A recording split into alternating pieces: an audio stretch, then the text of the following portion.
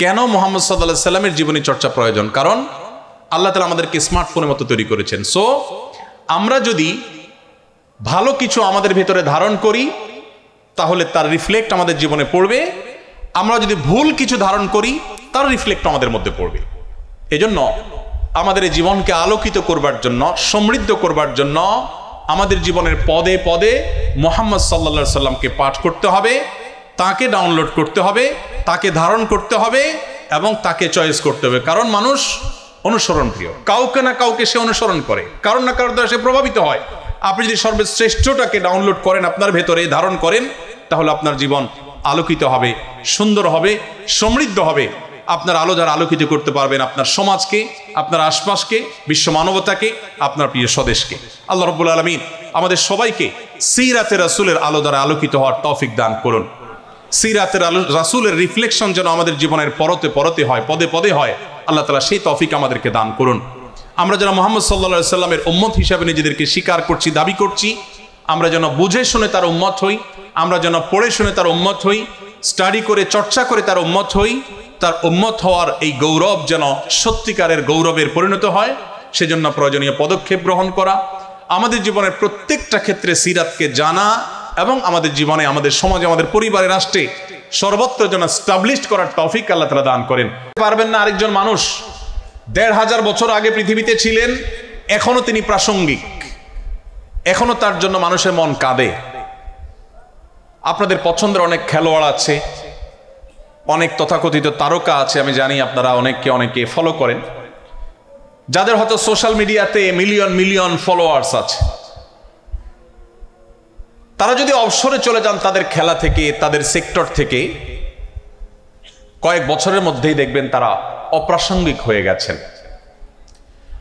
বড়জোর ১ যুগ ২ যুগ বা সামান্য কিছু বছর হয়তো তাদের নিয়ে আলোচনা হবে, একটা সময় তারা ইতিহাসের পাতায় হারিয়ে যাবেন। কালে ভদ্রে তাদের নাম হয়তো উল্লেখ নেওয়া হবে, তাদের কোনো ভক্ত অনুরক্ত সেভাবে থাকবে না, কোনো প্রভাব সেভাবে থাকবে না। যত নবী রাসূল পৃথিবীতে এসেছেন সবাই পৃথিবীতে সবচেয়ে বেশি প্রভাব সৃষ্টিকারী, সবচেয়ে বেশি প্রাসঙ্গিক। বিজ্ঞানের উৎকর্ষের এই সময়ে এসেও মুহাম্মদ সাল্লাল্লাহু আলাইহি সাল্লামের প্রাসঙ্গিকতা চুল পরিমাণ, বিন্দু পরিমাণ কমে নাই, বরং বাড়ছে। পৃথিবী যত সংকটে নিপতিত হবে, যত সংকটের মুখোমুখি হবে, মানবতা যত বিপর্যস্ত হবে, তত বেশি মুহাম্মদ সাল্লাল্লাহু আলাইহি সাল্লামকে স্মরণ করতে বাধ্য হবে। মানবতার সামনে আল্লাহর প্রেরিত রাসূল, মহান সৃষ্টিকর্তার প্রেরিত দূতের দেখানো পথ ছাড়া সত্যিকারের এবং দীর্ঘস্থায়ী সমাধানের এবং মুক্তির আর কোনো পথ খোলা নেই। ভাইরা আমার, এক্সপেরিমেন্ট বা পরীক্ষা নিরীক্ষা পৃথিবী বহু চালিয়েছে, এখনো চালাচ্ছে। একমাত্র ঘুরে ফিরে যে জীবন দর্শন মানুষের জন্য সবচেয়ে বেশি বাস্তবসম্মত, উপযোগী এবং উপকারী হিসাবে প্রমাণিত, সেটি হলো নবী রাসূলদের আদর্শ। সর্বশেষ নবী মুহাম্মদ মুস্তাফা সাল্লাল্লাহু আলাইহি সাল্লামের জীবনী সেজন্য আমাদের চর্চা করতে হবে। সম্মানিত বন্ধুগণ, কেন আমাদের সিরাত চর্চা করতে হবে? আপনি একজন টকবগে তরুণ হিসেবে যদি আপনি সমাজের অন্যায় অনাচারের বিরুদ্ধে লড়তে চান, বিশেষ করে আমাদের এই প্রিয় স্বদেশের কথা যদি বলি, যেখানে রন্ধ্রে রন্ধ্রে, প্রতিটি খাঁজে ভাঁজে যেখানে অনিয়ম, অন্যায়, অনাচার ছেয়ে গেছে, আপনি যদি জগদ্দলে পাথর সমাজের বুক থেকে সরাতে চান, তাহলে আপনার জন্য মুহাম্মদ সাল্লাল্লাহু আলাইহি সাল্লামের সিরাত চর্চার কোনো বিকল্প নেই। কারণ আপনি দেখবেন মুহাম্মদ সাল্লাল্লাহু আলাইহি সাল্লাম মক্কা যখন আগমন করেছেন, তিনি সেখানকার যত কুসংস্কার ছিল, জাহিলি যুগের যত অন্যায় অনাচার ছিল, যত জঞ্জাল ছিল, সেগুলোকে তিনি দূর করেছেন। কত বছরে? মাত্র 23 বছর সময়ের মধ্যে। শুধু মক্কার অনাচার নয়, তখনকার পৃথিবীতে যত অনাচার ছিল, এই সমস্ত অনাচারগুলোকে একটি একটি করে সবগুলোর কবর রচনা করেছেন মুহাম্মদ সাল্লাল্লাহু আলাইহি সাল্লাম। আপনারা জানেন, আমাদের বোনরা শুনছেন এখানে নিশ্চয়ই, কন্যা হিসাবে যে সমাজে জন্মগ্রহণ করাটাকে অপরাধ মনে করা হতো। আল্লাহ কোরআনে বলেছেন, وَإِذَا بُشِّرَ أَحَدُهُمْ بِالْأُنثَى ظَلَّ وَجْهُهُ مُسْوَدًّا وَهُوَ كَظِيمٌ। নবী সাল্লাল্লাহু আলাইহি সাল্লাম যে সমাজে এসেছেন সে সমাজে কারোর কন্যা সন্তান হয়েছে এই সংবাদ শোনানো হলে তার মুখটা কালো হয়ে যেত। ইয়াতাওয়ারা মিনাল কওম, তিনি মুখ লুকাতেন, মানুষের সামনে মুখ দেখাতে চাইতেন না, কারণ তার কন্যা সন্তান হয়েছে। আপনি চিন্তা করতে পারেন যে এই জায়গা ছিল কন্যা বা মেয়েদের অবস্থান। সময় কিন্তু 23 বছর, মাত্র এই 23 বছরের মধ্যে নারীকে সেই অতল গভীর থেকে তুলে আকাশের সর্বোচ্চ শিখরে রেখে নবী করিম সাল্লাল্লাহু আলাইহি সাল্লাম এমন এক সমাজ গঠন করেছেন মাত্র 23 বছরে, যেই সমাজে কন্যার বাবা হওয়া ছেলের বাবা হওয়ার চাইতে বেশি গৌরবের বিষয় পরিণত হয়েছে। আপনারা অনেকেই হাদিস জানেন, নবী করিম সাল্লাল্লাহু আলাইহি সাল্লাম বলেছেন, কারোর যদি দুটি কন্যা সন্তান থাকে এবং সে যদি সেই দুটি কন্যা সন্তানকে সুশিক্ষা দেয়, সঠিক দীক্ষা দেয়, তাদের মধ্যে কোনো বৈষম্য না করে, সুবিচার করে, তাদেরকে সুশিক্ষা শিক্ষিত করে, আদর্শবান মুসলিম করে, ভালো পাত্রস্থ করে, এক কথা তাদের সকল অধিকার যদি সঠিকভাবে আদায় করে এবং কন্যা সন্তান হয়েছে এটার জন্য তিনি কোনো লজ্জিত, অনুতপ্ত বা হেজিটেশন ফিল না করে প্রাউড ফিল করেন, নবী করিম সাল্লাল্লাহু আলাইহি সাল্লাম তার জন্য জান্নাতের, বরং নবী সাল্লাল্লাহু আলাইহি সাল্লামের সান্নিধ্যে জান্নাতে থাকার শুভ সংবাদ দিয়েছেন। অথচ আমি নিজেও ছেলে, আপনারাও এখানে আমার সামনে যারা আছেন তারা ছেলে। এমন কোন হাদিস আমি পাইনি যে এক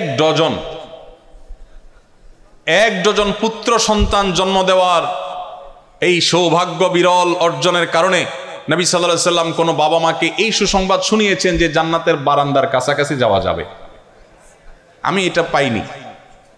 কিন্তু দুটি কন্যা সন্তান হলে জান্নাতে শুধু থাকার নবী সাল্লাল্লাহু আলাইহি সাল্লামের সান্নিধ্যের সৌরভ পাবে, এই শুভ সংবাদ তিনি দিয়েছেন। শুধু তাই নয়, ইমাম মালিক রাহমাতুল্লাহর একটা চমৎকার উক্তি আছে, তিনি বলেছেন, আল আম্বিয়া ওয়া আবুল বানাত, নবী রাসূলগণ কাকতালীয় ভাবে হোক আর আল্লাহ তাআলার সুপরিকল্পনার অংশ হোক, অবশ্যই আল্লাহর প্রত্যেকটা কাজ হিকমত দ্বারা পরিপূর্ণ। তিনি বলেছেন, যত নবী রাসূল পৃথিবীতে এসেছে অ্যানালাইসিস করলে দেখা যায় বেশিরভাগ নবী রাসূলদেরকে আল্লাহ তাআলা মেয়েদের বাবা করেছেন। আমাদের নবী করিম সাল্লাল্লাহু আলাইহি সাল্লামের ছেলে সন্তান হয়েছে, কিন্তু আল্লাহ তাআলা তাদেরকে একেবারে সেই শৈশবে নিয়ে গেছেন। তার 4টি কন্যা সন্তান স্বাভাবিক জীবনযাপন করে বড় হয়ে সংসার করে তারপর দুনিয়া থেকে গেছেন। 4টি কন্যা সন্তান, একটি ছেলে সন্তানও তার বড় হয়ে স্বাভাবিক জীবনযাপন করবার সুযোগ পায়নি। অর্থাৎ নবী করিম সাল্লাল্লাহু আলাইহি সাল্লাম 4 জন মেয়ের বাবা ছিলেন এবং এজন্য মক্কার মুশরিকরা তাকে বিদ্রুপ করে বলতো যে মুহাম্মদ মারা গেলে তার নাম নেয়ার মতো মানুষ কেউ থাকবে না, কারণ কোনো ছেলে নাই, তার বংশ কিভাবে থাকবে টিকে। যারা বলেছিল তারা ইতিহাসের আস্থা করে নিক্ষিপ্ত হয়ে গেছে। মুহাম্মদ সাল্লাল্লাহু আলাইহি সাল্লামের নামে নামকরণ করা পৃথিবীর যে কোনো দেশে, যে কোনো সমাজে, বিশেষ করে যেখানেই মুসলমান আছে সেখানে আপনি দেখবেন, এমনকি ইংল্যান্ডের সন্তানদের নামকরণের ক্ষেত্রে দেখা গেছে যে প্রায় বছরই সবচেয়ে বেশি সংখ্যক সন্তান বা শিশুদের নাম রাখা হয় মোহাম্মদ নামে। যারা মনে করেছিল মুহাম্মদ সাল্লাল্লাহু আলাইহি সাল্লামের ছেলে সন্তান না থাকলে তিনি হারিয়ে যাবেন, তারা হারিয়ে গেছে। মুহাম্মদ সাল্লাল্লাহু আলাইহি সাল্লাম পৃথিবীতে এখনো প্রাসঙ্গিক আছেন। ভাইরা আমার, তো সমাজের যে জঞ্জাল, যে কুসংস্কার, এটা যদি আপনি দূর করতে চান, আপনি যদি সংগ্রামী মানুষ হতে চান, সমাজ সংস্কারক হতে চান, তাহলে আপনাকে মুহাম্মদ সাল্লাল্লাহু আলাইহি সাল্লামের সিরাত পাঠ করতে হবে, তার সিরাত চর্চা করতে হবে। কারণ খুব স্বল্পতম সময়ের মধ্যে যে মক্কার মুশরিকেরা কন্যা সন্তান হলে জীবন্ত পুঁতে ফেলতো, তাদের বুকের উপর দাঁড়িয়ে নবী সাল্লাল্লাহু আলাইহি সাল্লামের জীবনের শেষ ওসিয়তগুলোর মধ্যে থেকে ছিল, ফাস্তাউসু বিন-নিসাই খায়রা, তোমরা মেয়েদের ব্যাপারে আমার কাছ থেকে কল্যাণের উপদেশ গ্রহণ করো। নারী জাতিকে তিনি উন্নতির চরম শিখরে, মুক্তির চরম পর্যায়ে তিনি রেখে গেছেন। ভাইরা আমার, আমি একটা কথা প্রায় বলি, আজকে পৃথিবীতে নারীবাদের খুব স্লোগান শুনতে পাবেন, অধিকার অধিকারের শব্দটা খুব বেশি শুনতে পাবেন। এগুলো শুনলে বেশ আমাদের মধ্যে একটা ভাবসাব আসে যে অধিকার সচেতন, আধুনিক। নবী করিম সাল্লাল্লাহু আলাইহি সাল্লাম যখন পৃথিবীতে মানবতা বুলুণ্ঠিত হয়েছে, তখন মানবতা নিয়ে কাজ করেছেন, তখন কোনো প্রজেক্ট ফাইল তার কাছে ছিল না। এখন পৃথিবীতে অনেকেই অধিকারের কথা বলেন বিভিন্ন বিদেশি ফান্ড বা তহবিল হালাল করবার প্রয়োজনে। এটা একটা ফ্যাশনের বিষয় হয়েছে এখন, তখন ফ্যাশনের বিষয় ছিল না। তো আপনি যদি সমাজে অন্যায় অনাচার দূর করে সংগ্রামী সাধক হতে চান, সমাজ সংস্কারক হতে চান, প্রতিবাদীর ভূমিকায় থাকতে চান, তাহলে মুহাম্মদ সাল্লাল্লাহু আলাইহি সাল্লাম কিভাবে সমাজ সংস্কার করেছেন, কিভাবে এত অল্প সময়ে একটা সমাজকে আমূল পরিবর্তন করে দিয়েছেন, দিন এবং রাত যেরকম তফাৎ এরকম তফাৎ করে দিয়েছেন, সেই সিরাত আপনাকে পাঠ করতে হবে। প্রিয় ভাইরা আমার, আপনি যদি বিরতিহীন পথ চলায় জীবনের অভিষ্ট লক্ষ্যে পৌঁছতে চান, তাহলে আপনাকে মুহাম্মদ সাল্লাল্লাহু আলাইহি ওয়াসাল্লামের সিরাত চর্চা করতে হবে। কেন? কারণ আপনি দেখবেন নবী করিম সাল্লাল্লাহু আলাইহি ওয়াসাল্লামের জীবনে তার যে পথ চলা ছিল এটা ছিল বিরতিহীন। আল্লাহ তাআলা কোরআনে কারীমে নবী করিম সাল্লাল্লাহু আলাইহি ওয়াসাল্লামকে বলেছেন, হে রাসূল, আপনি রাতের কিছু অংশ আরাম করুন, সারা রাত দাঁড়িয়ে ইবাদত করবেন না, একটু রেস্ট করুন। কারণ ইন্না লাকা ফিন নাহারি সাবহান তাওয়িলা, কারণ দিনে আপনাকে দীর্ঘ পথ সাঁতরাতে হবে। ইন্টারেস্টিং বিষয়, কোরআন বলছে নবী সাল্লাল্লাহু আলাইহি ওয়াসাল্লামকে রাতে একটু আপনি রেস্ট করুন। সারা রাত জেগে তিনি তাহাজ্জুদ পড়তে চাইতেন। আল্লাহ বলেছেন না সারা রাত তাহাজ্জুদ পড়বেন না, একটু নিজে রেস্ট করবেন, নিজের রিফ্রেশমেন্টের জন্য সময় রাখবেন, সারা রাত ইবাদত করবেন না। কেন? কারণ দিনে আপনাকে দীর্ঘ পথ সাঁতার কাটতে হবে, সাঁতরাতে হবে। প্রশ্ন হলো, নবী সাল্লাল্লাহু আলাইহি ওয়াসাল্লাম যে মক্কায় ছিলেন বা মদিনায় ছিলেন, সেখানে সাঁতার কাটার কোনো অপশন ছিল না। এবং তখনকার আরবেরা, এমনকি এখনকার আরাবিয়ানরাও, তারা আমাদের মতো নদীমাতৃক এলাকার মানুষ না। তাদের সাঁতার কাটা বেশিরভাগ মানুষই জানে না বললেই চলে। নবী সাল্লাল্লাহু আলাইহি ওয়াসাল্লামের জীবনে একবারও সাঁতার কেটেছেন এরকম কোনো বর্ণনা কেউ খুঁজে পাবে না। তাহলে আল্লাহ তাআলা বলতে পারতেন যে আপনাকে দীর্ঘ পথ অতিক্রম করতে হবে, পাড়ি দিতে হবে, হাঁটতে হবে, চলতে হবে, তা না বলে আল্লাহ তাআলা সাঁতার কাটা কেন বললেন? এ বিষয়ে তাফসীর বিশেষজ্ঞ বিশ্লেষক ওলামা ইকরাম বলেন, এখানে আল্লাহ তাআলা একটি বার্তা দিতে চেয়েছেন। সেটি হলো, মানুষ পায়ে হেঁটে চললে একটু বিরতি নেয়, অন্য যে কোনো বাহনে গেলে মানুষ হয়তো একটু বিরতি নেওয়ার অপশন থাকে, কিন্তু কেউ যদি সাঁতার কাটে তাহলে তার গন্তব্যে পৌঁছার আগ পর্যন্ত বিরতির কোনো সুযোগ থাকে না। নবী করিম সাল্লাল্লাহু আলাইহি ওয়াসাল্লামের যে কাজ, এই কাজ ছিল বিরতিহীন। এই জন্য তার সারা জীবন তিনি বিরতিহীনভাবে চেষ্টা চালিয়েছেন। আপনি যদি সেই মোটিভেশন ধরে রাখতে চান যে কিভাবে আপনি সারা জীবন কাজ করবেন মানুষের কল্যাণে, আল্লাহ সন্তুষ্টি লাভ করে জান্নাত প্রাপ্তির আশায়, তাহলে সেক্ষেত্রে আপনাকে সিরাত চর্চা করতে হবে। কারণ নবী সাল্লাল্লাহু আলাইহি ওয়াসাল্লাম অভিষ্ট লক্ষ্য অর্জনে বিরতিহীন পথ চলার ক্ষেত্রে যে দৃষ্টান্ত স্থাপন করেছেন, পৃথিবীতে আর কেউ সেটি দেখাতে পারেনি। সম্মানিত উপস্থিতি, আল্লাহর পক্ষ থেকে অর্পিত যে দায়িত্ব, সেই দায়িত্ব পালন করবার জন্য তিনি যে সংগ্রাম করেছেন, সেই সংগ্রাম তার জীবনী গ্রন্থে তার সিরাত পাঠ করলে বা তার সিরাত চর্চা করলে আপনি আপনার জীবনের পরতে পরতে সেটাকে আপনি প্রাসঙ্গিক এবং রিলেভেন্ট আপনি দেখতে পাবেন।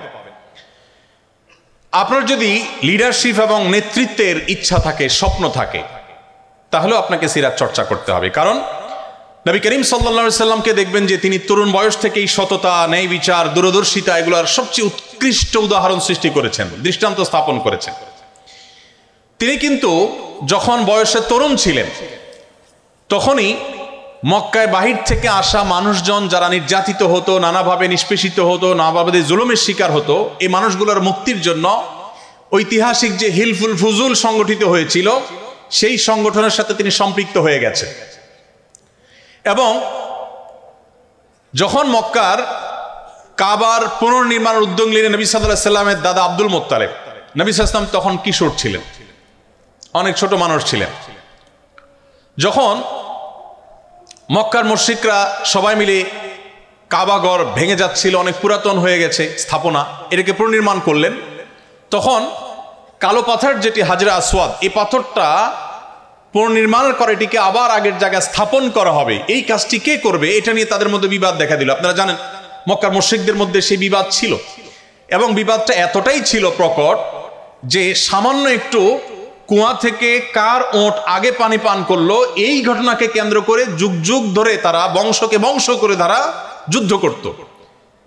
সেই জাতি, অবুঝ জাতি, তারা এই পাথর রাখা নিয়ে বিবাদে লিপ্ত হলো, কোনোভাবে মীমাংসা করতে পারলো না। মুহাম্মদ সাল্লাল্লাহু আলাইহি ওয়াসাল্লামের অভিনব এক কৌশলের মাধ্যমে তার সে অল্প বয়সে তিনি সেই সমস্যার সমাধান করেছেন। লিডারশিপ, নেতৃত্ব দেওয়ার যোগ্যতা, সমাজে মীমাংসা করবার যোগ্যতা, সমাজকে সংকট থেকে উত্তরণের যোগ্যতা তার সেই কৈশোর থেকে তার জীবনে ছিল। আপনি যদি সিরাত গ্রন্থ পড়েন, এরকম প্রতিটি পৃষ্ঠায় পৃষ্ঠায় আপনি এটি দেখতে পাবেন। নবী করিম সাল্লাল্লাহু আলাইহি সাল্লামকে দেখবেন সিদ্ধান্ত গ্রহণে বুদ্ধিমত্তা। শুধুমাত্র হিজরতের সময় মক্কা থেকে তিনি যে মদিনায় চলে যাচ্ছিলেন রাতের অন্ধকারে, যে স্টেপগুলো তিনি অবলম্বন করেছেন, এগুলোর এক একটা নিয়ে বহু পিএইচডি হতে পারে, বহু গবেষণা হতে পারে, হয়েছেও। নবী করিম সাল্লাল্লাহু আলাইহি সাল্লামের যে প্ল্যান ছিল আপনি দেখবেন, তিনি মক্কা থেকে হিজরত করে মদিনায় যাবেন, কাউকে বলেননি, কাছের লোকজনকেও বলেননি। মক্কার সমস্ত মুশরিকদের সবগুলো চোখ তার দিকে, কখন তিনি বের হয় তারা আঁচ করতে পেরেছে যে তিনি যাবেন, কিন্তু তাদের সবার সে চেষ্টাকে ব্যর্থ করে দিয়ে তিনি সাকসেস হয়েছেন, তিনি চলে গেছেন, তার সন্ধান তারা পায়নি। প্ল্যান কি ছিল? দীর্ঘ আলোচনা, আমি সেদিকে খুব বেশি দীর্ঘ আলোচনা যাব না। আপনি যদি লক্ষ্য করেন দেখবেন তিনি যাওয়ার আগে সংবাদ সবার কাছ থেকে তিনি আড়ালে রেখেছেন, কাউকে বলেননি, কাছের লোক পরিবার লোকদেরকেও বলেননি তিনি কখন যাচ্ছেন। যেই বিছানায় তিনি শায়িত ছিলেন, আলী রাদিয়াল্লাহু তাআলা আনহুকে ডেকে এনে ওই বিছানায় শুইয়ে দিলেন, দিয়ে তারপর তিনি চলে গেলেন, যাতে করে তাকে যারা ডিপ মনিটরিং করছে, তখনকার যুগে তো আর বিদ্যুতের আলো ছিল না, এই আলো আধারিতে কেউ একজন বিছানায় শোয়া আছে এটা দেখে তারা যেন ধোকায় পড়ে যায়, তারা যেন মনে করে যে মুহাম্মদ সাল্লাল্লাহু আলাইহি ওয়াসাল্লাম মনে বিছানায় শোয়া আছেন। এই জন্য আলী রাদিয়াল্লাহু তাআলা আনহুকে রাতের গভীরে এনে তার বিছানায় শুইয়ে দিয়ে তিনি বাসা থেকে বের হয়েছে। তিনি জানতেন যে একটানা মদিনায় তিনি যেতে পারবেন না, তাকে ধাওয়া করা হবে। তিনি পথে একটা স্টেপ নিলেন গারে সৌরে।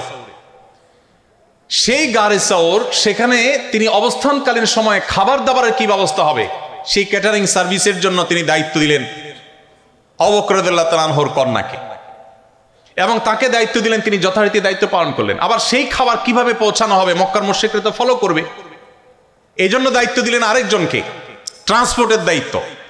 যাকে ট্রান্সপোর্টের দায়িত্ব দেওয়া হলো তাকে পরিকল্পনা বুঝায় দেওয়া হলো, তিনি ছাগলের রাখাল নিয়ে, যিনি খাবার যাবেন তার পেছন থেকে ছাগলের রাখাল নিয়ে একজন যাবেন, যাতে করে তার যে পদচিহ্নগুলো আছে এগুলো ছাগল পায়ে হেঁটে মারিয়ে সেটাকে মিশিয়ে ফেলে, মক্কার মুশরিকরা যাতে আঁচ করতে না পারে পায়ে হেঁটে কোথায় গিয়েছে, গারে সৌরটা ঠিক কোন জায়গায় যেন ধরতে না পারে। এরপরে সেখানে মক্কার মুশরিকদের গতিবিধি জানার জন্য সংবাদদাতা হিসাবে, মিডিয়া হিসাবে আলাদা ডিপার্টমেন্টকে দায়িত্ব দিলেন, তারা সেই সংবাদ তাকে পৌঁছাতো নিয়মিত। এভাবে একটি একটি করে শুধুমাত্র তার হিজরতের প্ল্যান পরিকল্পনা যদি আমরা শুনি তো আমরা অবাক হয়ে যাব যে আজকাল পৃথিবীতে বহু ট্রেনিং, বহু গবেষণা, বহু পড়াশোনা, বহু স্টাডি, বহু উচ্চতর ডিগ্রি নিয়েও মানুষ যে সমস্ত প্ল্যান প্রোগ্রাম করতে পারে না, নবী সাল্লাল্লাহু আলাইহি ওয়াসাল্লাম জীবনে সেটি করেছেন। সবচেয়ে মজার বিষয় হলো তার 23 বছরের সামগ্রিক জীবনে একটি জায়গা আপনি খুঁজে বের করতে পারবেন না যে তিনি একটা স্টেপ নেওয়ার পরে বলেছেন ওহ সরি ভুল হয়ে গেছে, একটাও দেখাতে পারবেন না। গাইডেড বাই আল্লাহ সুবহানাহু ওয়া তাআলা। তো আপনি যদি লিডারশিপ চান, সিদ্ধান্ত গ্রহণের বুদ্ধিমত্তা চান, আপনাকে মুহাম্মদ সাল্লাল্লাহু আলাইহি ওয়াসাল্লামকে পাঠ করতে হবে। আপনি যদি সহযোগিতা এবং পরামর্শ ভিত্তিক সমাজ গড়ে তুলতে চান, প্রতিষ্ঠান গড়ে তুলতে চান, আজকে পৃথিবী জনগণের মতামত নিয়ে সরকার গঠন করার কথা বলে। আজকে বিভিন্ন কাজের ক্ষেত্রে কেউ একক সিদ্ধান্ত দেওয়ার পরিবর্তে পরামর্শ ভিত্তিক কাজকে অ্যাপ্রিসিয়েট করে। নবী করিম সাল্লাল্লাহু আলাইহি সাল্লাম এমন সমাজ গঠন করেছেন, আল্লাহ তাআলা কোরআনে কারিমে বলেছেন ওয়া আমরুহুম শুরা বাইনাহুম, তিনি পরামর্শ ভিত্তিক সমাজ গঠন করেছেন। এবং পৃথিবীর ইতিহাসের সর্বপ্রথম দ্বিপাক্ষিক লিখিত চুক্তি, ঐতিহাসিক মদিনা সনদ তিনি রচনা করেছেন। তার আগে ভিন্ন মতের মানুষের সাথে সমঝোতা স্মারক, লিখিত সমঝোতা স্মারক পৃথিবীর ইতিহাসে কেউ কখনো রচনা করেনি, তিনি প্রথম করেছেন। নবী করিম সাল্লাল্লাহু আলাইহি সাল্লামের যে লিডারশিপ ছিল, সেখানে যে বিনয় ছিল, তার যে বিনম্রতা ছিল, আপনি দেখতে পাবেন। এক সাহাবী বলেছেন বাহির থেকে আগত কোনো মানুষ মদিনায় এসে যখন রাষ্ট্রপ্রধান, তখন তাকে খুঁজে পেতে তাদের অনেক সময় বেগ পেতে হতো। মসজিদে তিনি যখন বসা থাকতেন তার অনুসারী, তার সাহাবীদের সাথে, তখন বাহির থেকে আসা আগন্তুকরা অনেক সময় জিজ্ঞেস করতে হতো মান ফিকুম মুহাম্মদ, তোমাদের মধ্যে মুহাম্মদ লোকটা কে? আপনি একটু কল্পনা করার চেষ্টা করুন, একজন নবী, আমাদের সমাজের কোনো পাতি নেতা না, একজন নবী, একজন রাসূল, যার জন্য তার উম্মতরা জীবন দিতে ঈমানের কারণে বাধ্য, এই রকম অনুসারী এখন তো পাতি নেতাদের বিপদে হলে তাদের অনুসারীরা তাদের আগে পালাবে, কিন্তু মুহাম্মদ সাল্লাল্লাহু আলাইহি সাল্লামের সেই সাহাবা একরাম যারা তার জন্য জীবন দিতে প্রস্তুত, এই রকম ভক্তদের মধ্যে, এইরকম সাহাবীদের মধ্যে যখন তিনি বেষ্টিত থাকতেন, বসে থাকতেন, বাহির থেকে আসা অচেনা আগন্তুক মানুষ, যিনি ব্যক্তি মুহাম্মদ সাল্লাল্লাহু আলাইহি সাল্লামকে চিনে না, জিজ্ঞেস করতে হতো মানফিকুম মুহাম্মদ, তোমাদের মধ্যে মুহাম্মদ লোকটা কে? তার বসার বিনয়ের ভাব কেমন ছিল যে তাকে আলাদা করে খুঁজে বের করা যেত না। তার অ্যাটিটিউড দেখে, তার বসার স্টাইল দেখে বিনয় কাকে বলে পৃথিবীকে শিক্ষা দিয়েছেন মুহাম্মদ সাল্লাল্লাহু আলাইহি সাল্লাম। আমাদের সমাজে যে পরিমাণ সভাপতি আর সহসভাপতির বাম্পার ফলন হয়েছিল আপনারা জানেন। রাস্তাঘাটে, বাজারে, বন্দরে যেই কোনো নেতা যদি হেঁটে যান আর সাথে নেতার অনুসারী বা চামচারা থাকে, নেতাকে আর অনুসারীকে এটাকে জিজ্ঞেস করার কোনো দরকার হবে? কেন হবে না? নেতার জামার যে মার, পাঞ্জাবির যে কড়কড়া মড়কড়া মড়মড়া ভাব, নেতার যে হাব ভাব, নেতার যে ওসফোস, নেতার যে স্টাইল, তার যে অহংকার, তার যে অহমিকা, এটা দেখে একটা শিশুরও বুঝতে কষ্ট হবে না যে এখানে নেতাকে আর অনুসারী কে। মুহাম্মদ সাল্লাল্লাহু আলাইহি সাল্লাম বিনয়ের সে দৃষ্টান্ত স্থাপন করেছেন যে অনুসারীদের মধ্যে থেকেও তিনি এমনভাবে হারিয়ে যেতেন যে তাকে আলাদা করে খুঁজে বের করতে হতো। তার বসার মধ্যে এরকম কোনো আজকালকার বিশ্বের নেতাদের মতো কোনো অহংকারী দৃষ্টিভঙ্গি কখনো ছিল না, সেরকম ভাব কখনো ছিল না। আপনি যদি লিডারশিপ শিখতে চান তাহলে আপনাকে মুহাম্মদ সাল্লাল্লাহু আলাইহি সাল্লামকে কেন পাঠ করতে হবে? ভাইরা আমার, আপনার লিডারশিপের জন্য আরেকটা জিনিস প্রয়োজন হলো অন্যকে অনুপ্রাণিত করবার ক্ষমতা। অন্যকে অনুপ্রাণিত করবার যে ক্ষমতা মুহাম্মদ সাল্লাল্লাহু আলাইহি সাল্লামের আছে, পৃথিবীর ইতিহাসে কোনো কেউ মানুষকে এত বেশি অনুপ্রাণিত করতে পেরেছেন আমার মনে হয় শুধু মুসলিম নয়, আমার অমুসলিম বন্ধুরাও যদি নিরপেক্ষভাবে বিশ্লেষণ করেন, বিবেচনা করেন, আমার মনে হয় তাদের কাছে দিনে আলামত পরিষ্কার হবে যে মুহাম্মদ সাল্লাল্লাহু আলাইহি সাল্লাম যেভাবে মানুষকে অনুপ্রাণিত করতে পেরেছেন, এতটা অনুপ্রাণিত, এতটা মোটিভেটেড পৃথিবীর ইতিহাসে কেউ কোনোদিন কাউকে করতে পারে নাই। ১৫০০ বছর পর আজও তার কোন নির্দেশ পেলে মুসলমানরা জীবন দেওয়ার জন্য প্রস্তুত হয়ে যায়, সর্বস্ব ত্যাগ করার জন্য প্রস্তুত হয়ে যায়। আপনি আর কাকে দেখাতে পারবেন? নেতা বক্তব্য দিয়ে বের হলেই অনুসারীরা ভাঙচুর শুরু করে দেয়। নেতা বের হতে না হতেই নেতার নির্দেশ পায়ের নিচে পিষ্ট করে ফেলে, ভুলে যায় মানবীয় প্রকৃতি, বাস্তবতা। মুহাম্মদ সাল্লাল্লাহু আলাইহি সাল্লাম ১৫০০ বছর আগে কোনো কথা বলে গেছেন, ১৫০০ বছর পরও লক্ষ লক্ষ কোটি কোটি মানুষ পেঠা সেটাকে পুঙ্খানুপুঙ্খ রূপে বাস্তবায়ন করবার জন্য জীবন বাজি দিতে পর্যন্ত প্রস্তুত। আপনি যদি পৃথিবীকে মোটিভেটেড করতে চান, আপনি যদি আপনার জাতিকে জাগ্রত করতে চান, আপনি যদি আপনার জাতির লিডারশিপের দায়িত্ব নিতে চান, মুহাম্মদ সাল্লাল্লাহু আলাইহি সাল্লামের জীবনী চর্চার কোনো বিকল্প আপনার সামনে পথ খোলা নেই। সম্মানিত উপস্থিতি, আপনি যদি ঐক্যবদ্ধ করতে চান আপনার জাতিকে, বিশ্ব মানবতাকে, আপনি যদি মানুষের প্রচেষ্টাগুলোকে একত্র করতে চান, সেক্ষেত্রে আপনাকে সিরাত চর্চা করতে হবে। আল্লাহ রাব্বুল আলামিন কোরআনে কারিমে একাধিক জায়গায় বলেছেন নবী সাল্লাল্লাহু আলাইহি সাল্লামের অবদানের কথা। বিশ্ব মানবতার প্রতি তার যে সমস্ত অবদানগুলো ছিল এর মধ্যে থেকে অন্যতম অবদান ছিল তিনি মানব জাতিকে কখনো বিভক্ত করেননি, ঐক্যবদ্ধ করার চেষ্টা করেছেন। যারা তার ধর্ম অনুসরণ করে নাই, তার কথা মানে নাই, তাদেরকেও শান্তিপূর্ণভাবে সমাজে বসবাস করবার অধিকার তিনি এমনভাবে বাস্তবায়ন করেছেন। অন্য ধর্মাবলম্বী যারা মুসলমানদের সাথে শান্তিপূর্ণ সহাবস্থানে বিশ্বাসী, যারা মুসলমানদের সাথে নানাভাবে নানা চুক্তিতে তারা আবদ্ধ, সেই রকম অন্য ধর্মাবলম্বীদের কাউকে যদি হত্যা করে কোনো মুসলমান হত্যা না, কোনো অমুসলমানকে যদি এভাবে হত্যা করে, নবী করিম সাল্লাল্লাহু আলাইহি সাল্লাম সেই মুসলমানকে শাসিয়েছেন, সতর্ক করেছেন যে সে যত ভালো কাজ করুক, যত নেকামল করুক না কেন, জান্নাতের গ্রাণ পর্যন্ত সে মুসলমান পাবে না। নবী করিম সাল্লাল্লাহু আলাইহি সাল্লাম সেই আদর্শ আমাদেরকে দিয়েছেন, যে আদর্শের বর্ণনা আল্লাহ কোরআনে বর্ণনা করেছেন। যে সমস্ত অন্য ধর্মাবলম্বী মুসলমানেরা তোমাদেরকে যুদ্ধ চাপিয়ে দেয়নি, তোমাদের দেশ থেকে বের করে দেয়নি, শান্তিপূর্ণ সহাবস্থান করছে। অন্য ধর্মের মানুষ কিন্তু তোমার সাথে শান্তিপূর্ণ সহাবস্থান করছে। লা ইয়ানহাকুমুল্লাহু আনিল্লাযীনা লাম ইউকাতিলুকুম ফিদ-দীন ওয়া লাম ইউখরিজুকুম মিন দিয়ারিকুম আন তাবাররুহুম ওয়া তুকসিতু ইলাইহিম। তাদের প্রতি সদাচরণ করতে, ভালো আচরণ করতে, ন্যায়নিষ্ঠ আচরণ করতে আল্লাহ তোমাদের বাধা দেয় না, বরং ইন্নাল্লাহা ইউহিব্বুল মুকসিতিন, সেই অমুসলিমদেরকে, অন্য ধর্মাবলম্বীদের প্রতি ন্যায়নিষ্ঠ আচরণকারীদেরকে আল্লাহ তাআলা ভালোবাসেন। আজ সংখ্যালঘুদের অধিকারের কথা শুনবেন। যারা আমাদের সকাল বিকালে সবকটা দেয় যে সংখ্যালঘুদের পরে আমাদের দায়িত্বশীল হতে হবে, তাদের দেশগুলোতে আপনি দেখবেন সংখ্যালঘুরা সবচেয়ে বেশি নির্যাতিত।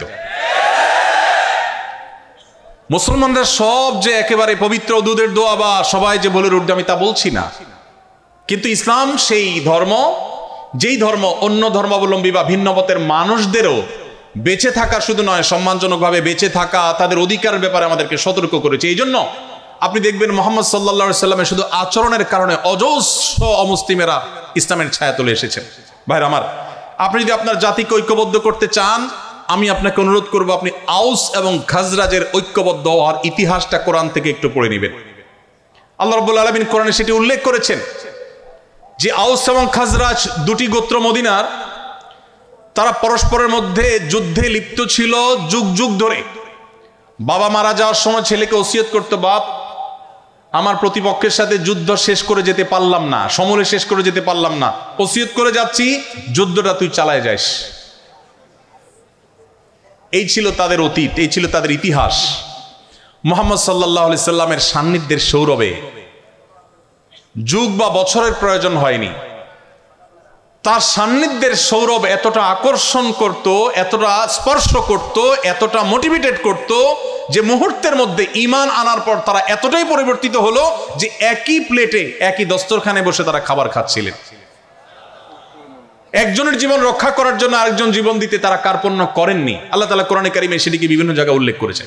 এই জন্য আপনি যদি জাতিকে, বিশ্ব মানবতাকে ঐক্যবদ্ধ করার কাজ করতে চান, আপনি যে কোনো সেক্টরে ঐক্য এবং সম্প্রীতির বন্ধন তৈরি করতে চান, মুহাম্মদ সাল্লাল্লাহু আলাইহি সাল্লামকে আপনাকে চর্চা করতে হবে। আপনি দেখতে পাবেন সেই মক্কা থেকে আসা, হিজরত করে আসা মুহাজির সাহাবীরা কিভাবে মদিনার সাহাবীদের কাছে আপন হয়ে গেছে। তারা যখন এসেছেন মদিনায়, মদিনার সাহাবীরা বললেন যে আমাদের ব্যবসার অর্ধেক দিয়ে দিচ্ছি আপনাদেরকে। কেউ বা ব্যবসার অর্ধেক অফার করলেন, কারণ একাধিক স্ত্রী আছে, তিনি বলেছেন যে ঠিক আছে, আমার একজন স্ত্রী, আমি তাকে ডিভোর্স দিয়ে দিচ্ছি, আপনার স্ত্রী রেখে এসেছেন, সংসার, আপনার জীবন সবকিছু বিপন্ন প্রায়, আপনাকে আমি আমার ভাই হিসেবে এই সুযোগ দিচ্ছি যে আমার ডিভোর্স হয় স্ত্রীর সাথে আপনি বিবাহ বন্ধনে আবদ্ধ হতে পারেন, বিবাহ আপনি করতে পারেন, ব্যবসার অংশ নিতে পারেন, ইত্যাদি ইত্যাদি। মক্কা থেকে আসা সাহাবীরা বলেছেন তাদের সাথে কিছু নেই, সব সহায় সম্পদ রেখে আসতে হয়েছে। পৃথিবীতে আজও তো বহু শরণার্থী শিবির পৃথিবীর দেশে দেশে আছে। মুহাজিররা যে শরণার্থী হয়ে বা মুহাজির হয়ে মক্কা থেকে মদিনা এসেছেন, মুহাম্মদ সাল্লাল্লাহু আলাইহি সাল্লামের নেতৃত্ব, তার সিরাত, এর সৌরভ সান্নিধ্য তাদেরকে কি করেছে? তারা যখন অফার পেয়েছেন মক্কাবাসী তাদেরকে তাদের সম্পদের অর্ধেক দিয়ে দিতে চেয়েছেন মদিনাবাসী, তখন তারা বললেন না, সম্পদের অর্ধেক দেওয়ার প্রয়োজন নাই, আপনারা আমাদেরকে বাজার দেখিয়ে দিন, আপনাদের বাজারে গিয়ে আমরা পরিশ্রম করব, ব্যবসা বাণিজ্য করব, কেনাবেচা করব, এই দেশের অর্থনীতিতে আমরা অবদান রাখবো, অর্থনীতির চাকাকে আমরা সচল করব, আমরা আপনাদের বোঝা হতে চাই না, আমরা এখানে এসে আপনাদের অর্থনীতিতে ভূমিকা রাখতে চাই। তারা রেখেছেন, প্রতিষ্ঠিত হয়েছেন, মদিনাকে সমৃদ্ধ করেছেন, সবচেয়ে বেশি সমৃদ্ধ করেছেন মুহাম্মদ সাল্লাল্লাহু আলাইহি সাল্লামের নেতৃত্বে। ভাইরা আমার, এভাবে আপনি যদি অর্থনৈতিক মুক্তির কথা বলেন, অর্থনৈতিক মুক্তি আমাদের এই দেশের জন্য খুব বেশি গুরুত্বপূর্ণ। ভাইরা আমার, আপনারা জানেন আমাদের একটা কালভার, একটা ব্রিজ, এটা করতে হলে বিদেশের দিকে তাকাইতে হয়। তারা আমাদেরকে কিছু টাকা পয়সা দেয়, লোন দেয়, আল্লাহর হস্তে না, লোন দেওয়ার পর সাথে 10টা 20টা শর্ত দিয়ে দেয়। লোন দেয় ব্রিজ করার জন্য, শর্ত দেয় আমার পাঠ্য বইয়ে আমার ছেলে মেয়েকে কি পড়াতে হবে সে বিষয়ে। লোন দেয় তারা আমাদের অবকাঠামো উন্নয়নের জন্য, শর্ত দেয় এদেশের মুসলিম, হিন্দু, খ্রিস্টান, বৌদ্ধ সকল ধর্মের মানুষের ধর্মীয় মূল্যবোধ পরিপন্থী বিষয়কে সমাজে পুশ করাবার জন্য। ভাইরা আমার, এই সুযোগ তারা এজন্য পায় যে আমরা অন্য অনেক দিক থেকে বাহ্যিক মুক্তি লাভ করলে অর্থনৈতিক মুক্তি আমাদের হয়নি। আপনি যদি অর্থনৈতিক মুক্তি লাভ করতে চান, কিভাবে? খালি হাতে মক্কা থেকে আসা হাজার হাজার অগণিত মুহাজির সাহাবীদের কিভাবে সমৃদ্ধ করেছেন নবী সাল্লাল্লাহু আলাইহি ওয়াসাল্লামের বলিষ্ঠ নেতৃত্ব, তার প্ল্যান, কিভাবে মদিনার সমাজকে প্রতিষ্ঠিত করতে ভূমিকা রেখেছেন, আপনার তাকে অনুসরণ করতে হবে। মুহাম্মদ সাল্লাল্লাহু আলাইহি সাল্লাম মুহাজির এবং আনসারদের মধ্যে যে ভ্রাতৃত্বের বন্ধন তৈরি করেছেন, তার একটি ঘটনা বলে আমি শেষের দিকে যাব। নবী করিম সাল্লাল্লাহু আলাইহি সাল্লাম একবার শুনতে পেলেন দুজন সাহাবী, একজন মুহাজির একজন আনসার, একজন মদিনার মানুষ আর একজন মক্কা থেকে আসা মানুষ, কোন একটা বিষয় নিয়ে মানুষ হিসাবে বাদানুবাদ হয়েছে, পানি তোলা নিয়ে সম্ভবত বাদানুবাদ হয়েছে। তো একজন তার স্বজাতিকে ডেকে বলেছেন, হে আমার স্বজাতি ভাইয়েরা, ধরুন মুহাজির ভাইয়েরা, তোমরা কোথায় আছো, আসো, আমার সাথে এর গন্ডগোল লাগছে। অনেক সময় লাগে না এরকম, যে এলাকা ধরে টান দেয় মানুষ। নবী করিম সাল্লাল্লাহু আলাইহি সাল্লাম এই ডাক শুনে অত্যন্ত রাগান্বিত হয়ে গেলেন। তিনি সহজে যেনতেনভাবে রাখতেন না, তিনি রেগে গেলেন। এখন রাগান্বিত হয়ে তিনি তার স্বভাব সুলভ ভঙ্গিতে তিনি বললেন, দাউহা মালি আরা দাওয়াল জাহিলিয়া, ইসলাম পূর্ব জাহিলি বর্বর যুগের আরবদের যে গোত্রপ্রীতি গোত্রভক্তি তাদেরকে অন্ধত্বে নিয়ে যেত এবং মারামারি কাটাকাটিতে লিপ্ত করত, সে ডাক আমি কেন শুনতে পেলাম? দাউহা ফাইন্নাহা মুনতিনা, তোমরা এই বিভেদের ডাক, বিচ্ছেদের ডাক, এটা পরিহার করো, এটা দুর্গন্ধযুক্ত, ঐক্যবদ্ধ থাকো। এরকম গোত্রভিত্তিক ডাক এবং অ্যাসোসিয়েশন করে পরস্পরের বিরুদ্ধে লেগে যাওয়া, নবী সাল্লাল্লাহু আলাইহি সাল্লাম সেটাকে অত্যন্ত চমৎকারভাবে দমন করেছেন এবং সম্প্রীতির যে উজ্জ্বল উদাহরণ তিনি স্থাপন করেছেন, পৃথিবীর ইতিহাস সেটি করে দেখাতে পারবেন। আপনি সাহাবীদের ইতিহাস যদি পড়েন, কিভাবে আউস খাজরাজ সহ আরো বহু আপনার বিবাদমান এবং মত পার্থক্যে থাকা জাতিগুলো কিভাবে ঐক্যবদ্ধ হয়েছে একটা প্রাচীরের মতো, মুহাম্মদ সাল্লাল্লাহু আলাইহি ওয়াসাল্লামের সিরাত আপনি চর্চা করলে দেখতে পাবেন। সমস্ত সম্প্রদায়ের মধ্যে কিভাবে ন্যায্যতা প্রতিষ্ঠা করতে হয়, খোদ ইহুদিদের সাথে চুক্তি করার পর তাদের প্রতি যেন কোনো অবিচার না হয়, তাদের প্রতি যেন কোনো জুলুম না হয়, তার সর্বোচ্চ চেষ্টা তিনি করেছেন এবং সফল তিনি হয়েছেন। নবী করিম সাল্লাল্লাহু আলাইহি সাল্লাম আখিরাতমুখী যে চিন্তা চেতনা, এটা তৈরি করার জন্য তিনি ভূমিকা রেখেছেন। এবং একজন মানুষ, একজন মুসলমানের জীবনে সবচেয়ে বড় সার্থকতা হলো তার এখানেই শেষ না, আসল জীবন তার সামনে আছে। সে ওই দৃষ্টিভঙ্গিকে সামনে রেখে যখন চলবে, তখন তার সে পথ চলা হবে অনেক বলিষ্ঠ, অনেক শক্তিশালী, সে কখনো ডিপ্রেসড হবে না। কেন আখিরাতের বিশ্বাসটা যৌক্তিক?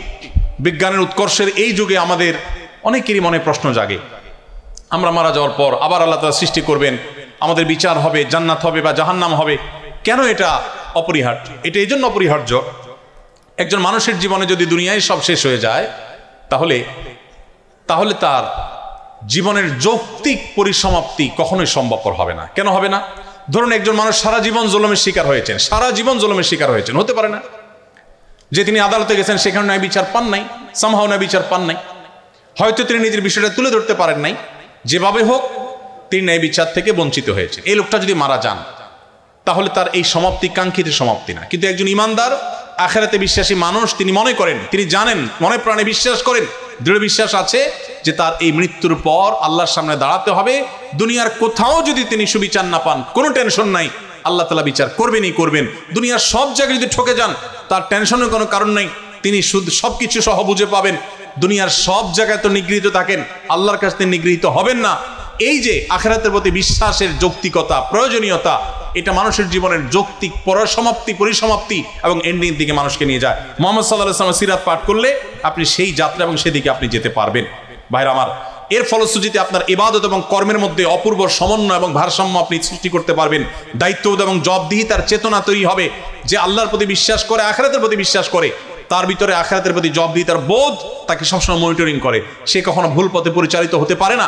আমরা নামধারী মুসলমান যারা আখিরাতের প্রতি বিশ্বাস দুর্বল, আমরা হয়তো একদিকে মুসলমান দাবি করছি, আবার অন্যায় অনাচারে লিপ্ত হচ্ছি। সত্যিকারের মুসলমান এবং আখিরাতে বিশ্বাসী হলে সে কখনো সে নিজের বিশ্বাসের পরিপন্থী কাজ করতে পারে না। এই জন্য নবী সাল্লাল্লাহু আলাইহি ওয়াসাল্লাম সিরাত এটা কেন আমাদের জন্য আজ গুরুত্বপূর্ণ? কারণ সেটি আমাদের জীবনে জবাবদিহিতার চেতনাকে তৈরি করবে। আল্লাহর নিকট দাঁড়াতে হবে, জবাবদিহি করতে হবে। এই চেতনা যদি আমাদের মধ্যে জাগ্রত হয়, তাহলে পৃথিবীর কোনো মনিটরিং সিস্টেমের প্রয়োজন হবে না। প্রত্যেকটা মানুষ নিজেকে নিজে মনিটর করবেন। এবং হাজার উদাহরণ আছে যে আল্লাহর ভয়ে ভীত সন্ত্রস্ত হয়ে আল্লাহর সামনে দাঁড়াবার ভয়ে বহু অন্যায় কাজ মানুষ পরিহার করেছেন। মুসলমানদের মধ্যে কম বেশি আমরা এরকম বহু দৃষ্টান্ত আমরা খুঁজে পাবো। আমি উপসংহারে চলে আসি, রাত অনেক হয়েছে। নবী করিম সাল্লাল্লাহু আলাইহি সাল্লামের সিরাত এটা আমাদের চর্চা করতে হবে, পাঠ করতে হবে। এমনকি যদি আমার কোনো অন্য ধর্মাবলম্বী বন্ধু থাকেন, তিনিও সত্যানুসন্ধানী হলে কিভাবে একজন মানুষ এত অল্প সময়ে তার মিশনকে সাকসেস করে গেছে, এত বাধা মাথায় নিয়ে এসে সবচেয়ে দ্রুততার সাথে সাফল্যের শেখরে পৌঁছেছেন কিভাবে, তার সম্পর্কে জানার কৌতূহল একজন মানুষ হিসেবে আপনার মধ্যে জাগা উচিত। আর মুসলমান হিসেবে, নবী সাল্লাল্লাহু আলাইহি সাল্লামের উম্মত হিসেবে আমাদের মধ্যে জাগা আরো বেশি কর্তব্য এবং গুরুত্বপূর্ণ। এই জন্য আমি আজকের এই সেমিনারে আপনাদের প্রতি উদাত্ত আহ্বান রাখতে চাই। নবী করিম সাল্লাল্লাহু আলাইহি সাল্লামের সিরাত, তার জীবন চরিত শুরু থেকে শেষ পর্যন্ত, তার পৃথিবীতে আবির্ভাবের আগের বিশ্ব পরিস্থিতি থেকে নিয়ে পৃথিবীকে তিনি যেই জায়গায় রেখে গেছেন, এই পুরো সময়টুকুকে পাঠ বরং পুনর্পাঠ, বারবার পাঠ করার জন্য আমি উদাত্ত আহ্বান আপনাদেরকে রাখতে চাই। আত্মশুদ্ধি, উন্নত চরিত্র গঠন, সুন্দর সমাজ গঠন, আমাদের সার্বিক মুক্তি এবং আমাদের সার্বিক সাফল্যের জন্য সিরাত চর্চার কোনো বিকল্প পথ আমাদের সামনে খোলা নেই। আজও পৃথিবীতে যত মানুষ ইসলামের ছায়াতলে আসেন, তারা নবী করিম সাল্লাল্লাহু আলাইহি সাল্লামের সিরাত পাঠ করে মুগ্ধ হয়ে অথবা কোরআন পাঠ করে মুগ্ধ হয়ে তারা ইসলামের পথে আসেন। নবী করিম সাল্লাল্লাহু আলাইহি সাল্লামের জীবদ্দশায়ও যারা ইসলামের ছায়াতলে এসেছেন, আপনি তাদের জীবনী চর্চা করলে দেখবেন যে এক একজন নবী সাল্লাল্লাহু আলাইহি সাল্লামের চরিত্র মাধুর্য দেখে তার জীবন ইতিহাসে মুগ্ধ হয়ে তারা ইসলামের ছায়াতলে এসেছেন। অতএব সিরাত চর্চা করার জন্য আপনাদেরকে আমি উদাত্ত আহ্বান করতে চাই। সিরাত চর্চার জন্য বছরে বা কালে ভদ্রে একটি বা দুটি সিরাত সেমিনার আয়োজন করা যথেষ্ট নয়। কমপক্ষে 3টি সিরাত গ্রন্থ আমি আপনাকে অনুরোধ করব আপনি কিনবেন এবং এটিকে পড়বেন, শুরু থেকে শেষ পর্যন্ত পড়বেন। সম্ভব হলে পাঠচক্র, গ্রুপ স্টাডি করবেন এবং পরিবারের সদস্যদেরকে নিয়ে যদি পাঠ করতে পারেন সেটি আরো ভালো। আমি আপনাকে আল্লাহর উপরে ভরসা রেখে একটি নিশ্চয়তা দিতে চাই, সেটি হলো আপনি নবী সাল্লাল্লাহু আলাইহি সাল্লামের সিরাত শুরু থেকে শেষ পর্যন্ত যদি জানতে পারেন, যেটি বলছিলাম তার আবির্ভাবের আগের পৃথিবী এবং তিনি পৃথিবীকে যে জায়গায় রেখে গেছেন, এই পুরোটুকুকে যদি আপনি অধ্যয়ন করতে পারেন, তাহলে আপনার সিরাত পাঠের আগের ঈমান আর সিরাত পাঠের পরের ঈমানের মধ্যে আকাশ এবং পাতাল তফাত এবং পার্থক্য আপনি নিজে অনুভব করবেন ইনশাআল্লাহ। আমি সেজন্য আপনাদেরকে আল্লাহ তাআলার যে নির্দেশনা, যেটি দিয়ে আমি শুরু করেছিলাম, সেটি বলে আমি শেষ করতে চাই। আল্লাহ রাব্বুল আলামিন বলেছেন, লাকাদ কানা লাকুম ফি রাসূলিল্লাহি উসওয়াতুন হাসানাহ, তোমাদের জন্য আল্লাহর রাসূলের জীবনীতে রয়েছে সর্বোত্তম অনুপম আদর্শ, তুলনাহীন আদর্শ, যার কোনো তুলনা কারোর সাথে চলে না। সেটি রয়েছে মুহাম্মদ সাল্লাল্লাহু আলাইহি সাল্লামের জীবনীতে।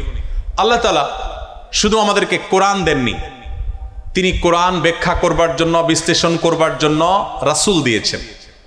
তিনি চাইলে জিবরিলকে দিয়ে কাবার ছাদে আসমান থেকে কোরআন পাঠিয়ে দিতে পারতেন অলৌকিকভাবে। মক্কার মুশরিকদের বুঝতে সুবিধা হতো যে আল্লাহর তরফ থেকে অলৌকিকভাবে এসেছে। তিনি তার রাসূল সাল্লাল্লাহু আলাইহি সাল্লামকে দিয়ে আমাদেরকে কোরআনের নির্দেশগুলোর বাস্তব উদাহরণ আমাদের সামনে স্থাপন করেছেন। সর্বশেষ একটি দৃষ্টান্ত দিয়ে আমি শেষ করছি, সেটি হলো ডক্টর খন্দকার আব্দুল্লাহ জাহাঙ্গীর রাহিমাহুল্লাহর নাম আপনারা শুনেছেন, ইসলামী বিশ্ববিদ্যালয়ের কুষ্টিয়ার প্রফেসর ছিলেন। স্যার একটি উপমা দিতেন অত্যন্ত চমৎকার। স্যার বলতেন, আমরা যে ফোন ব্যবহার করি, এই মোবাইলগুলো সাধারণত 2 প্রকারের। কিছু আছে যেগুলো আমরা বাটন ফোন বলি, যেগুলোতে নেট ইউজ করা যায় না, ক্যামেরা থাকে না, ইত্যাদি ইত্যাদি। এই বাটন ফোন, আরেকটা হলো স্মার্টফোন। স্যার বলতেন, আল্লাহ রাব্বুল আলামিন মানুষকে সৃষ্টি করেছেন স্মার্টফোনের মতো করে, আর অন্য যত প্রাণী আছে সব প্রাণীকে সৃষ্টি করেছেন বাটন ফোনের মতো করে। বাটন ফোনের মধ্যে যেই ক্যালকুলেটর দেওয়া আছে ওইটা পরিবর্তন করা যায় না। যেই ফোন বুক দেওয়া আছে, যা যা দেওয়া আছে তাতেই থাকে। গেমস যেগুলো দেওয়া আছে, নতুন করে আর কোনো গেম সেখানে ডাউনলোড করা যায় না, ফিক্সড, যা যা দেওয়া আছে তা। আর স্মার্টফোনের মধ্যে, দামি দামি স্মার্টফোনগুলোতে আপনাকে একটা প্লে স্টোর, অ্যাপ স্টোর দেওয়া থাকবে। আপনি ক্যালকুলেটর কোন ডিজাইনেরটা নামাবেন, কোন অ্যাপটা নামাবেন, কোন গেমসটা ডাউনলোড করবেন, কোনটা সেট করবেন, এটার চয়েস আপনার হাতে দেওয়া হয়েছে। আপনি চাইলে আপনার সুবিধা মতো পছন্দ মতো অ্যাপ আপনি নামায় নিতে পারেন। অন্যান্য প্রাণীকে এই অপশন দেওয়া হয়নি, তারা বাটন ফোনের মতো।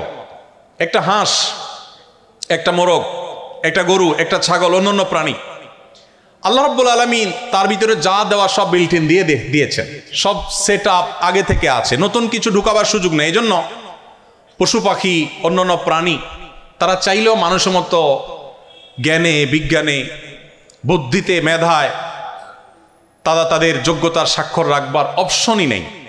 আল্লাহ তাআলা সেট করে দিয়েছেন যে হাঁস সে পানিতে ভাসবে। এজন্য জন্মের পরপরই দেখবেন হাঁস পানিতে ভাসতে পারে, তাকে শেখাতে হয় না। মানুষের সন্তানকে হাঁটা শেখাতে হয়, পশু পাখিকে হাঁটা শেখাতে হয় না। তাকে যে জন্য সৃষ্টি করা হয়েছে, ওই যে বাটন ফোনের মতো সবকিছু বিল্ট ইন দেওয়া আছে, অটোমেটিক ওইটা থাকবে, কাজ করবে, নতুন কিছু সেখানে ঢুকবে না।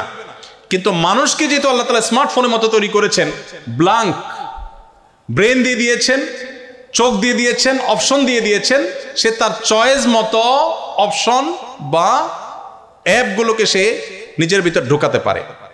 কেন মুহাম্মদ সাল্লাল্লাহু আলাইহি সাল্লামের জীবনী চর্চা প্রয়োজন? কারণ আল্লাহ তাআলা আমাদেরকে স্মার্টফোনের মতো তৈরি করেছেন। সো আমরা যদি ভালো কিছু আমাদের ভিতরে ধারণ করি তাহলে তার রিফ্লেক্ট আমাদের জীবনে পড়বে।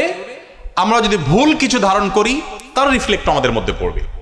এজন্য আমাদের এই জীবনকে আলোকিত করবার জন্য, সমৃদ্ধ করবার জন্য আমাদের জীবনের পদে পদে মুহাম্মদ সাল্লাল্লাহু আলাইহি সাল্লামকে পাঠ করতে হবে, তাকে ডাউনলোড করতে হবে, তাকে ধারণ করতে হবে এবং তাকে চয়েস করতে হবে। কারণ মানুষ অনুসরণ প্রিয়, কাউকে না কাউকে সে অনুসরণ করে, কারণ না কারোর দ্বারা সে প্রভাবিত হয়।